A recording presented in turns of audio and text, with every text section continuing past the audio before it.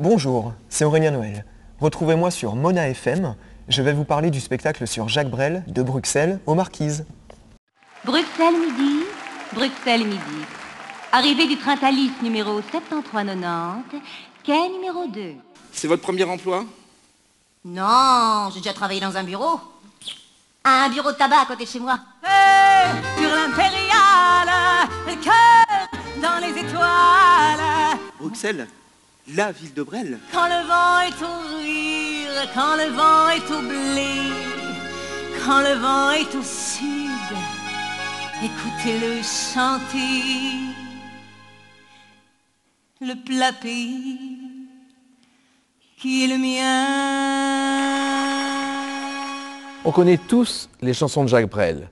Les plus grands succès ont fait le tour du monde. Mais on connaît moins la vie de Jacques Brel. Une vie intensive, brève, 48 ans seulement, mais une vie de passion au cours de laquelle il est allé jusqu'au bout de ses rêves. Et c'est cette vie que nous racontons, entrecoupée de chansons qui collent parfaitement à l'histoire. Des chansons qui sont toutes des grands succès de Brel. D'ailleurs, chez Brel, il n'y a que des classiques. Je connaissais les grands classiques, Les Vieux Amants, Amsterdam, Ne me quitte pas. Mais je crois que j'avais plutôt entendu qu'écouté. Et quand Jacques m'a dit on fait un Brel, j'ai fait oh. Et là, je me suis mis à entendre.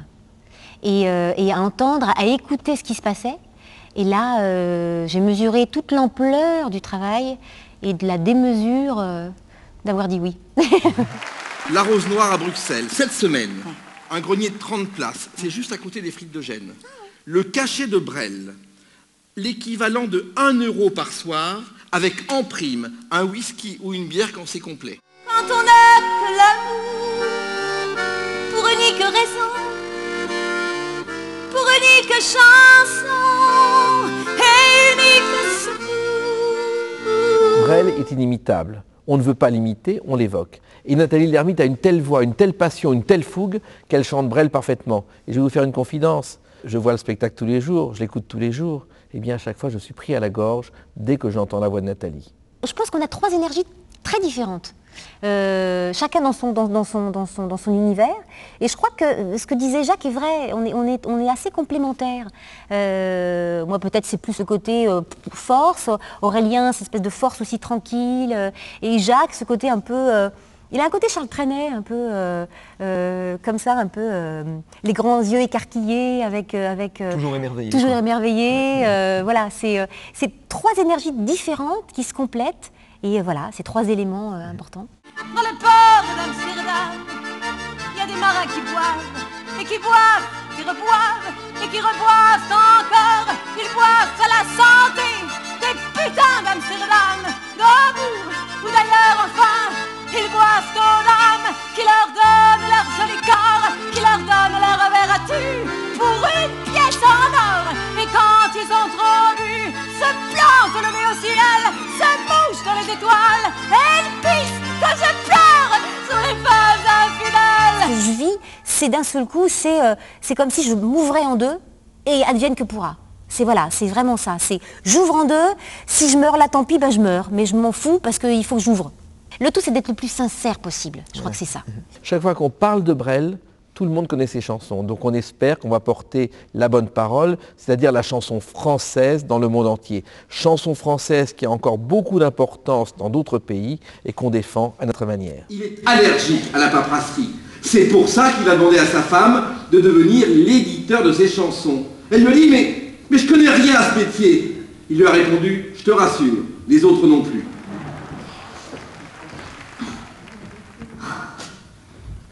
Je vous avais apporté des bonbons. Parce que les fleurs, c'est périssable. Et les bonbons, c'est tellement bon. Ah, bien que les fleurs soient plus présentables, c'est ça. Ah, surtout celles qui sont en bouton. Hein. J'avais apporté des bonbons. Aujourd'hui, Jacques Brel vend plus de disques que de son vivant. La jeune génération découvre et se passionne pour Jacques Brel. Dans les écoles, on enseigne les chansons de Brel et on n'imagine pas le nombre de thèses, de rédactions qu'il y a sur les chansons de Brel. Ces chansons touche tous les cœurs, toutes les âmes, quel que soit l'âge. Au premier temps, la valse, tout seul, tu souris déjà. Avec Brel, l'emploi du temps ne valse jamais. Il est réglé comme son papier à musique, même pendant les rares moments qu'il passe en famille à Bruxelles. Il va faire 100 ans, il va faire 100 ans, il va faire 100 ans, je ne dirai pas avoir de l'amour avec les enfants, il va faire 1000 ans, il va faire 1000 ans. La chanson française, c'est une passion. Trenet a dit un jour, quand on a rêvé sa vie, il faut vivre son rêve. La chanson française nous fait rêver. Elle dort dans nos cœurs, dans nos âmes, elle se transmet de génération en génération. Nous sommes chargés de transmettre ces chansons à la nouvelle génération. Et dans la salle, chaque fois que nous voyons des grands-parents, des parents, mais aussi des enfants et des petits-enfants, eh ben on se dit qu'on a gagné. 1967. Jacques Brel demande les droits d'une comédie musicale, L'homme de la Mancha. Pour atteindre à s'en écarteler, pour atteindre l'inaccessible.